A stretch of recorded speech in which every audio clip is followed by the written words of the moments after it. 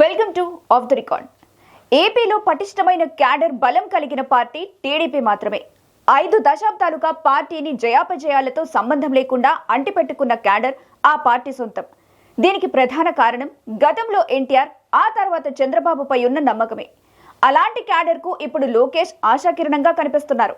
క్యాడర్లో నమ్మకం లేకపోతే రాజకీయ పార్టీలు మునిగిపోతాయన్న చేదు నిజాన్ని అందరికంటే ఎక్కువగా వంట పట్టించుకున్న టీడీపీకి ఇప్పుడు లోకేష్ అదే క్యాడర్ బలంగా మారుతుంది. అయితే అదే క్యాడర్ లోకేష్ ను ఎలా చూస్తోందన్నది ఇప్పుడు ఇతర పార్టీలు కూడా నిశితంగా గమనిస్తున్నాయి.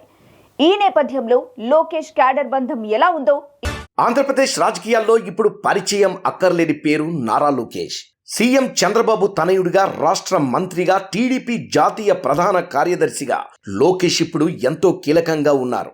చంద్రబాబు సీఎంగా ఉండగానే లోకేష్ను డిప్యూటీ సీఎం చేయాలని, ఇంకా చెప్పాలంటే సీఎంనే చేయమని క్యాడర్ డిమాండ్ చేసే స్థాయిలో ఆయన ఉన్నారంటే అతిశయోక్తి కాదు. అయినా సరైన సమయం రావాలని చంద్రబాబు వేచి చూస్తున్నారు.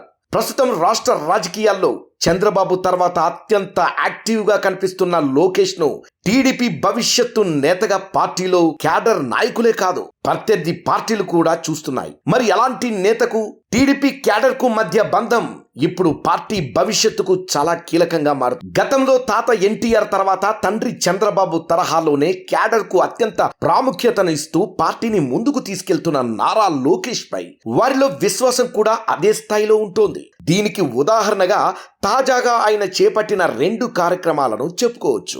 ఇందులో ఒకటి, 1 కోటి మంది టీడీపీ కార్యకర్తలకు వరుసగా మరో ఏడాది ఆరోగ్య బీమా కల్పిస్తూ 5 కోట్ల రూపాయల ప్రీమియం కట్టడం. అలాగే 1 కోటికి పైగా టీడీపీ కొత్త సభ్యత్వాల నమోదు. ఈ 2 కార్యక్రమాలు లోకేష్ సత్తాకు నిదర్శనంగా నిలిచాయి. అధికారంలో ఉన్న పార్టీకి సభ్యత్వాల నమోదు ఎప్పుడూ సవాలుగానే ఉంటుంది. అయితే ఇప్పుడు లోకేష్ రూపంలో కనిపిస్తున్న యువ నాయకత్వాన్ని చూసి టీడీపీలో చేరే వారి సంఖ్య పెరుగుతోంది. దీంతో లోకేష్ ఈ సవాళ్లను చాలా సులువుగానే అధిగమిస్తున్నారు. రాష్ట్ర ప్రభుత్వంలో ఎంత కీలక మంత్రి పదవుల్లో ఉన్నా పార్టీకి జాతీయ ప్రధాన కార్యదర్శి అయిన సీఎం చంద్రబాబు కొడుకైన లోకేష్ కు రాబోయే కాలం మరింత కీలకమే.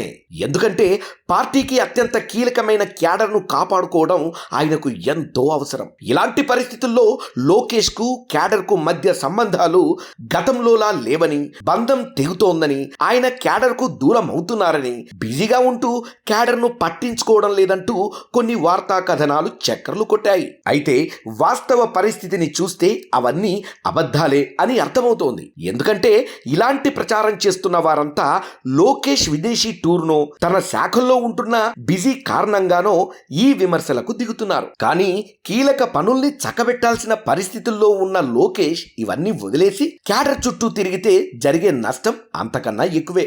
ఈ విషయం క్యాడర్కే తెలుసు కాబట్టి క్షేత్రస్థాయిలో ఆయనకు మద్దతు అంతకంతకు పెరుగుతోంది.